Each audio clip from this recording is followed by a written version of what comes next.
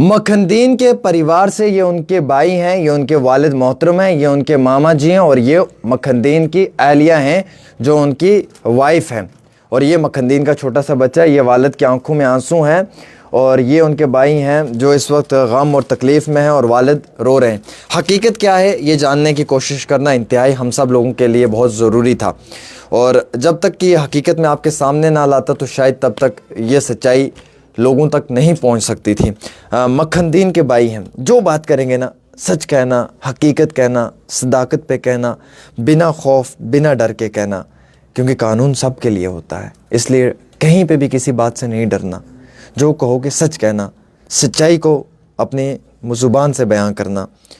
आपका भाई मखनदीन जो है वो क्या काम करता था? देखिए, मेरा भाई मखनदीन जो है वो दिहाड़ी लगाता था, एक मेहनत मजदूरी करता था और बच्चों के लिए हिमाचल में लकड़ी का काम करता था। उसने कुछ बंदे साथ में लगाए हुए थे, वहीं रहता था और अभी कुछ थोड़े ही दिनों से घर आया था। अच्छा, मखनदीन ने जो किया वो क्यों किया?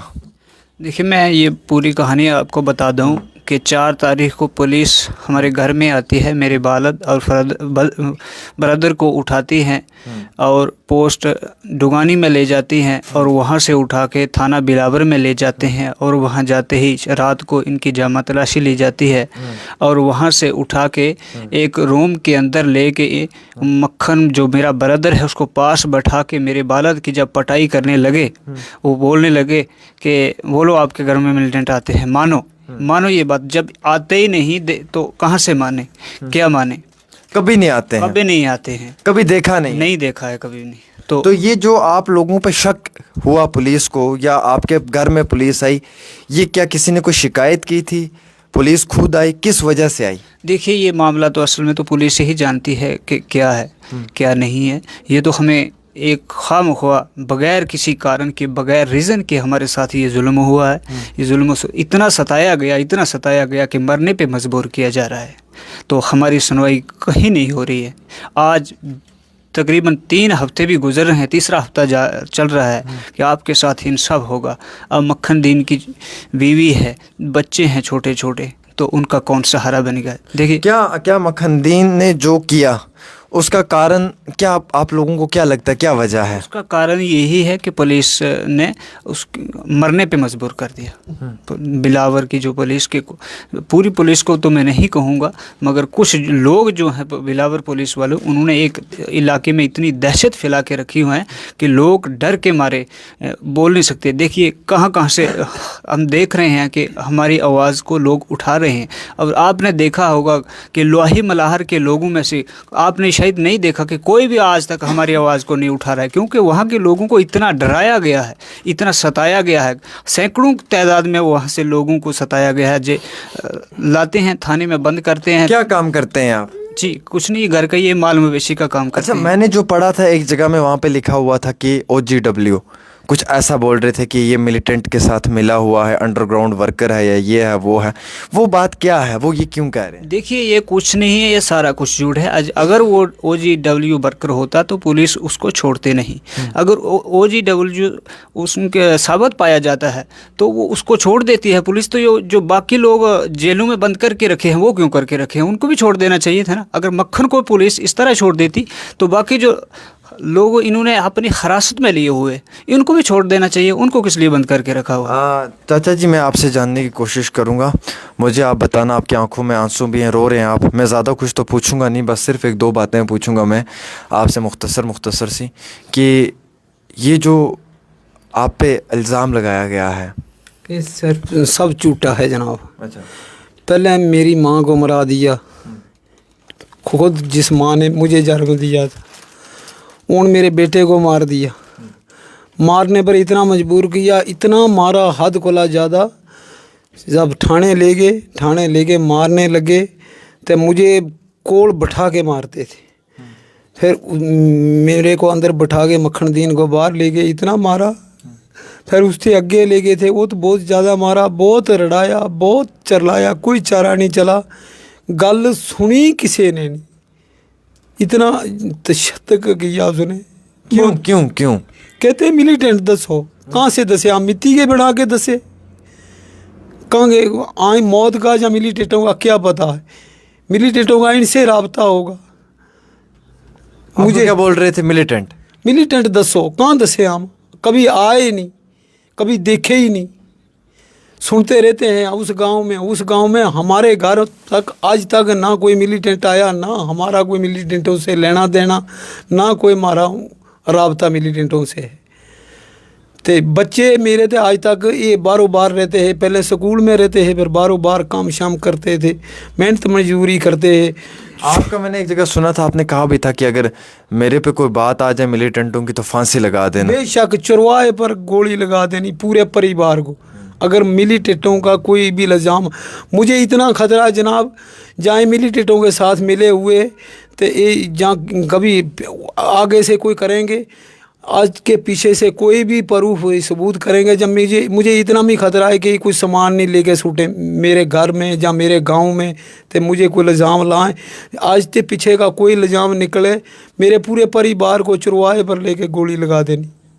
तो आप मुझे ये बताएं चाचा कि आप खुद क्या काम काज करते हैं? जिम्मेदारी करते हैं, माल बच्चों का काम करते हैं, बच्चे जो है मजदूरी करते हैं, हिमाचल में लकड़ी का काम करते हैं, दिहाड़ी लाते हैं। किसी के साथ कोई लेन देन नहीं? कोई किसी के साथ लेना देना नहीं, किसी से कोई राबता नहीं।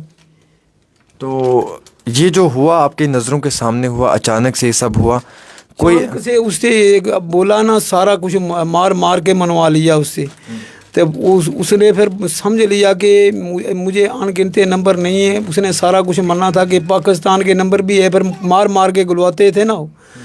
तो उसके बाद उसने पक्का पता है कि हूँ मुझे ही छोड़े कि नहीं, मैं सारा कुछ मन्या।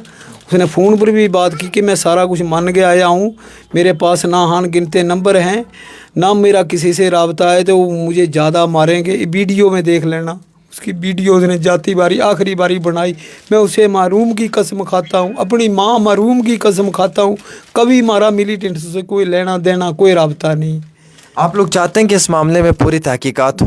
बेशक मैं यही चाहता हूँ कि जैसा मेरे साथ हुआ ऐसा ही उनके साथ होना चाहिए, जो मेरे जुल्मी हैं, जो मेरे गुनहगार हैं, पुलिस वाले शफ़ी और लक्की। अगर डॉक्टर रमेश पर नहीं होता, तालब भाई ना होता, तो हमारी आवाज़ उठाने वाला कोई नहीं था।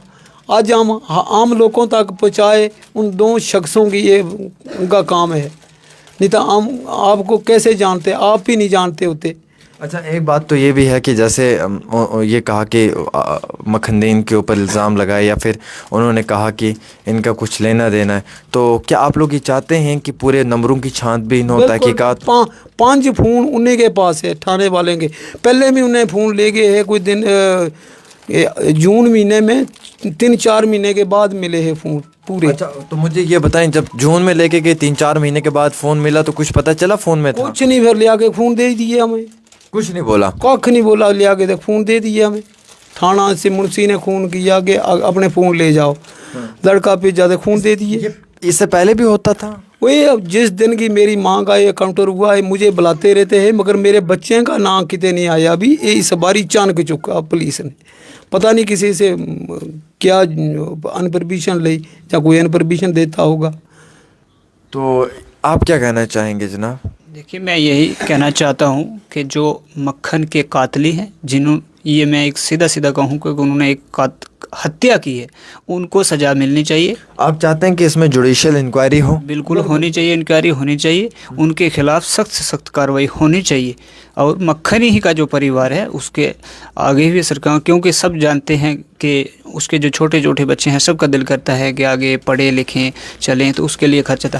हम अगर मीडिया हमारे साथ चलती है तो हम वहाँ रहते हैं, चारों तरफ जंगल है, जहाँ अपना माल मवेशी लेके वहाँ गुजारा करते। अगर शहर के एक रात वहाँ कुत्ते भी रहें ना, तो एक रात में जंगली जानवर उनको खा जाए। जहाँ हम रहते हैं वहाँ रहना हमारी ज़रूरी है, मजबूरी है, कोई ज़रूरी नहीं समझते, क्योंकि पेट पालने के लिए सब कुछ कर रहे हैं। तो ये वहाँ लोग भी आराम से बैठने नहीं दे रहे हैं, तो अब करें क्या जी? या तो हमें जीने का हक दिया जाए, या तो सीधा हमें भी मक्खन की तरह मार दिया जाए। और आप कहते हैं कि आपने कोई इस तरीके की चीज़ नहीं किया? कुछ नहीं किया। छानबीन पूरी हो? बिल्कुल पूरी हो, इंक्वायरी पूरी हो, बिल्कुल होनी चाहिए इंक्वायरी। देखिए जी, मक्खन के परिवार के लोग हैं, ये कहते हैं कि अगर हमारी कहीं पे भी कोई गलती है और हमें कहीं पे भी गलत पाया जाता है तो हम पे कार्रवाई होनी चाहिए, और अगर हम बेकसूर हैं और हमारा कोई किसी से लेन देन नहीं है, हमारी किसी के साथ कोई इन्वॉल्वमेंट नहीं है और हम किसी लीगल एक्टिविटी में इन्वॉल्व नहीं है, तो इस मामले में जुडिशल इंक्वायरी प्रॉपर तरीके से होनी चाहिए और इंक्वायरी जो है वो बड़े पैमाने पे होनी चाहिए। और ये कहते हैं कि अगर हमारी किसी के साथ कोई इन्वॉल्वमेंट नहीं है तो हमें मुकम्मल तौर पे इंसाफ मिलना चाहिए। हम भी चाहते हैं सरकार इस मामले में जुडिशल प्रोब करें, इंक्वायरी करें, जो सच है वो सामने लाए, जो हकीकत है वो सामने लाए। और अगर फैमिली का ये दावा है और फैमिली अगर ये क्लेम कर रही है तो इस अहल खाना की बात क्यों सुना जाए। भाई की आंखों में आंसू, वालिद रो रहे हैं, नौजवान लड़का इस दुनिया से गया है, तकलीफ़ तो किसको नहीं होती है जिसके घर में से जवान बेटा चला जाए। और अगर ये मज़लूम लोग गुहार लगा रहे हैं इंसाफ के लिए तो जुडिशल इंक्वायरी प्रॉपर होनी चाहिए, जस्टिस जो है वो मिलना चाहिए। अगर इनकी गलती है तो कार्रवाई हो इनके ख़िलाफ़, मैं ये कहूँगा, और बेशक कार्रवाई होनी चाहिए इनके ख़िलाफ़ अगर इनकी गलती है। अगर इनकी गलती नहीं है तो फिर गरीब को इंसाफ मिलना चाहिए, फिर गरीब को इंसाफ मुकम्मल तौर पे मिलना चाहिए। और फ़िलहाल के तौर के ऊपर ये इंटरव्यू पहुंचाने का मकसद सिर्फ इतना था कि आप लोगों तक कुछ फैक्ट्स, कुछ हकीकत, कुछ रियलिटीज़ जो हैं वो फैमिली की तरफ से भी पहुंचाई जाए, क्योंकि फैमिली का भी दावा जो है वो आप तक पहुंचाना इंतहाई बहुत ज़रूरी है। एक छोटी सी रिपोर्ट आमिर के साथ।